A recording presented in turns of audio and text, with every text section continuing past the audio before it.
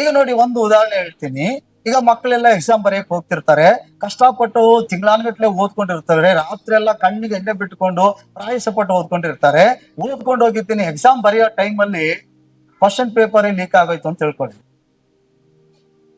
Exam ಬರ್ತಿದ್ದಾರೆ, ಈಗ ಏನಾಯ್ತು, ಇಲ್ಲ ಎಕ್ಸಾಮ್ ಪೇಪರ್ ಏನಾಗೈತೆ, ಲೀಕ್ ಆಗ್ಬಿಟ್ಟೈತೆ. ಅಂದ್ರೆ ಎಲ್ಲರಿಗೂ ಗೊತ್ತಾಗ್ಬಿಟ್ಟೈತೆ ಇದು ಫೇಕ್ ಅನ್ನೋದು.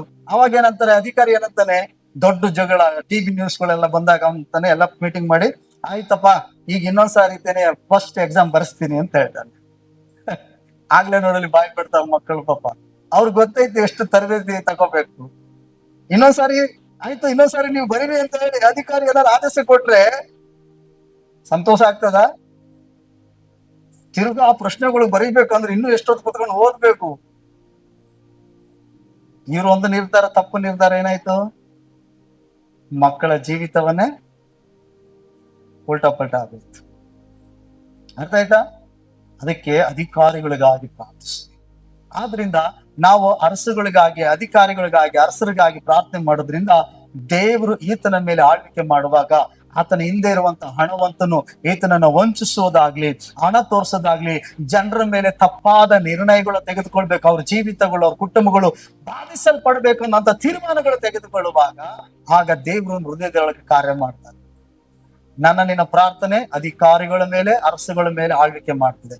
ಆಗ ಆತ ಏನ್ ಮಾಡ್ತಾನೆ, ಇದು ಜನರ ಮೇಲೆ ಪರಿಣಾಮ ಬೀಳ್ತದೆ, ಮತ್ತೆ ಮುಂದಿನ ತಲೆಮಾರುಗಳು ಬಾಧಿಸಲ್ಪಡ್ತದೆ. ಈಗ ಅನೇಕ ಕುಟುಂಬಗಳು, ಕೂಲಿ ಮಾಡುವಂತ ಕುಟುಂಬಗಳು ಕಷ್ಟಪಡ್ತದೆ. ಆದ್ರಿಂದ ನಾನು ಈ ತೀರ್ಮಾನ ತಗೊಳಕ್ಕಾಗಲ್ಲ, ಇದೇನಾರು ಬೇರೆ ಚೇಂಜ್ ಮಾಡೋಣ, ದೇವರ ಹೃದಯಗಳನ್ನ ಮಾರ್ಪಡಿಸ್ತಾರೆ.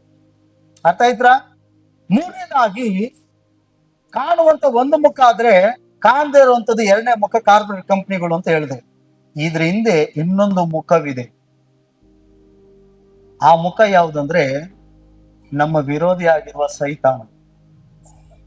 ಎಫೆಸ ಪತ್ರಿಕೆ 6ನೇ ಅಧ್ಯಾಯದಲ್ಲಿ ಏನ್ ಹೇಳ್ತದೆ, ಆತನ ಅಧಿಕಾರಿಗಳ ಮೇಲೆ, ರಾಜ್ಯತ್ವಗಳ ಮೇಲೆ ಅಧಿಕಾರ ಮಾಡ್ತಾನಂತೆ, ಆಡಳಿತ ಮಾಡ್ತಾನಂತೆ. ಸೈತಾನನು ಈ ರಾಜಕಾರಣಿಗಳನ್ನ ಹಿಡಿದಿರ್ತಾನೆ, ಈ ಅಧಿಕಾರಿಗಳನ್ನ ಹಿಡ್ಕೊಂಡಿರ್ತಾನೆ, ಅವನಿಂದ ಇರುವಂತ ಹಣವಂತರನ್ನ ಹಿಡ್ಕೊಂಡಿರ್ತಾನೆ, ಅವನಿಂದೆ ಕಾರ್ಯಗಳನ್ನ ಮಾಡ್ತಾ ಇರ್ತಾನೆ. ಯಾಕಂದ್ರೆ ಈ ಎರಡು ತಲೆಮಾರು, ಒಬ್ಬ ಹಣವಂತ, ಇನ್ನೊಬ್ಬ ಅಧಿಕಾರದಲ್ಲಿರುವಂತ ವ್ಯಕ್ತಿ, ಸೈತಾನನಿಗೆ ಎಲ್ಲ ಮಾರ್ಗವನ್ನು ಸರಾಗ ಮಾಡಕ್ಕೋಸ್ಕರ ಇಟ್ಕೊಂಡಿರುವಂತ ಎರಡು ಸಾಧನಗಳು ಸೈತಾನ. ಒಂದು ಹಣವಂತ, ಇನ್ನೊಂದು ಅಧಿಕಾರ. ಅದಕ್ಕೆ ಎಫೆಸ ಪತ್ರಿಕೆಯಲ್ಲಿ ಹೇಳೋದು, ನೀವು ಏನಂತೆ ರಾಜ್ಯತ್ವಗಳ ಮೇಲೆ, ಅಧಿಕಾರಿಗಳ ಮೇಲೆ ಕಾರ್ಯ ಮಾಡುವ ಸೈತಾನಿಗೆ ವಿರೋಧವಾಗಿ ಪ್ರಾರ್ಥಿಸ್ರಿ ಅಂತ. ಅರ್ಥ ಆಯ್ತಾಯ್ತಾ ನಾನು ಹೇಳೋದು? ಅರ್ಥ ಆಯ್ತಾಯ್ತಾ? ಅಲ್ಲೆಲ್ಲೂಯ್ಯ. ಹಾಗಾಗಿದ್ದೇನೆ ಸೈತಾನ ಏನ್ ಮಾಡ್ತಾನಂದ್ರೆ, ಈ ಅಧಿಕಾರಿಯನ್ನ, ಈ ರಾಜಕಾರಣಿಯ ಹಿಂದೆ ಒಬ್ಬ ವ್ಯಕ್ತಿಯನ್ನ ಇಟ್ಟಿರ್ತಾನೆ, ಅವತನ ಹಣವಂತ, ಬಿಸ್ನೆಸ್ ಮ್ಯಾನ್. ಅಂದ್ರೆ ಅವ್ನಿಗೆ ಏನಂತ ಕರೀತಾರೆ ಅಂದ್ರೆ ಕಾರ್ಪೊರೇಟ್ ಕಂಪ್ನಿ ಅನ್ನೋದು ಕರೀತಾರೆ. ಮೂರನೇದಾಗಿ, ಇವರಿಬ್ಬರನ್ನ ನಿಯಂತ್ರಣ ಮಾಡೋನು ಸೈತಾನ. ಯಾವಾಗ ಈ ಅಧಿಕಾರಿಗಾಗಿ, ಈ ಅರಸರಿಗಾಗಿ ನಾವು ಪ್ರಾರ್ಥನೆ ಮಾಡ್ತೀವೋ, ಹಾಗಾಗಿತ್ತೇನೆ ಸೈತಾನನ ದೃಷ್ಟಿ, ಸೈತಾನ ಯೋಚನೆ, ಸೈತಾನ ತೀರ್ಮಾನಗಳು ಇವರಲ್ಲಿ ಸಾಗದಂತೆ, ಅಧಿಕಾರಿ ನಿರ್ಧಾರಗಳನ್ನ, ಪ್ಲಾನ್ಗಳನ್ನ ರೂಪಿಸುವಾಗ ನಮಗೆ ವಿರೋಧವಾಗಿ ಬಾಧಿಸದಂತೆ ದೇವರು ಸರಿಯಾದ ನಿರ್ಧಾರ ತೆಗೆದುಕೊಳ್ಳೋದಕ್ಕೆ ಈತನ ಮನಸ್ಸನ್ನು, ಹೃದಯವನ್ನ ಪರಿವರ್ತಿಸ್ತಾರೆ. ಆಗ ಸೈತಾನ ಯೋಚನೆಗಳು, ಈ ಹಣದ ಮೂಲಕವಾಗಿ ಅವ್ರಿಗೆ ತೋರಿಸುವಂತ ಎಲ್ಲ ಆಮಿಷಗಳನ್ನ ಅದನ್ನ ಬೆಳೆಸ್ತಾನೆ ದೇವರು. ಹಲ್ಲೆಲೂಯಾ. ಆದ್ರಿಂದ ಈ ವ್ಯಕ್ತಿ, ಅಧಿಕಾರದಲ್ಲಿರೋ ವ್ಯಕ್ತಿ ಯೋಚಿಸ್ತಾನೆ, ನಾನೇನಾದ್ರೂ ತೀರ್ಮಾನ ತೆಗೆದುಕೊಂಡ್ರೆ ಜನಗಳು ನನಗೆ ತಿರಸ್ಕರಿಸ್ತಾರೆ, ಜನಗಳು ನನ್ನ ಬಗ್ಗೆ ಒಳ್ಳೆ ಅಭಿಪ್ರಾಯ ಇಟ್ಕೊಳ್ಳಲ್ಲ, ಜನಗಳು ನೆಕ್ಸ್ಟ್ ಸಾರಿ ನನ್ನ ಗೆಲ್ಸಲ್ಲ, ಮತ್ತೆ ನನಗೆ ಅಧಿಕಾರ ಸಿಗಲ್ಲ, ಜನರ ಪರವಾಗಿ ನಾನು ಒಳ್ಳೆ ಕಾರ್ಯಗಳು ಮಾಡಬೇಕು, ಜನರಿಗೆ ಹಿತವಾದ ಕಾರ್ಯಗಳು ಮಾಡ್ಬೇಕಂತೇಳಿ ಈ ವ್ಯಕ್ತಿ ಏನ್ ಮಾಡ್ತಾನೆ, ರೂಪಿಸ್ತಾನೆ. ಒಂದ್ ವೇಳೆ ಮುಖ್ಯಮಂತ್ರಿ ಆದ್ರೆ ಏನ್ ಮಾಡ್ತಾನೆ, ಹೆಣ್ಮಕ್ಳಿಗೆ 2,000 ರೂಪಾಯಿ ಕೊಡ್ತಾನೆ, ಬಸ್ ಫ್ರೀ ಮಾಡ್ತಾನೆ, ಅಕ್ಕಿ ಕೊಡ್ತಾನೆ. ಅರ್ಥ ಆಯ್ತಾಯ್ತಾ? ಇದೆಲ್ಲ ನಿಮ್ಗೆ ಇಷ್ಟ ಆಗ್ತದೆ ಇಲ್ಲ? ಆಗ್ತದೆ ಇಲ್ಲ?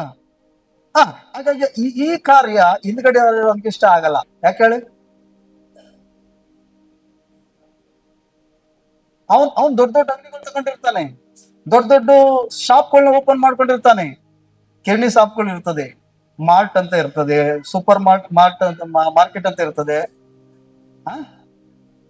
ಎಲ್ಲ ಬಸ್ ಇರ್ತದೆ, ಬಸ್ಗಳು ಇರ್ತದೆ ಅಂತ ಎಲ್ಲನೇ ಇಟ್ಕೊಂಡಿರ್ತಾನೆ. ಬಟ್ ಇವಾಗ ನೀ ಬಸ್ ಫ್ರೀ ಕೊಟ್ಬಿಟ್ರೆ ಯಾರು ಬಾಧಿಸಲ್ಪಡ್ತಾರೆ? ಹಿಂದೆ ಬಂಧಿಸಲ್ಪಡ್ತಾನೆ ಇಲ್ಲ. ನೋಡಿ, ಪ್ರಾರ್ಥನೆ ಅಧಿಕಾರಿಗಳಿಗಾಗಿ ರಾಜಕಾರಣಿಗಳಿಗಾಗಿ ಪ್ರಾರ್ಥನೆ ಮಾಡೋದ್ರಿಂದ ತೀರ್ಮಾನಗಳು ಚೇಂಜ್ ಆಗ್ತದೆ, ತೀರ್ಮಾನಗಳು ಜನಪರವಾಗಿ ಬರ್ತದೆ.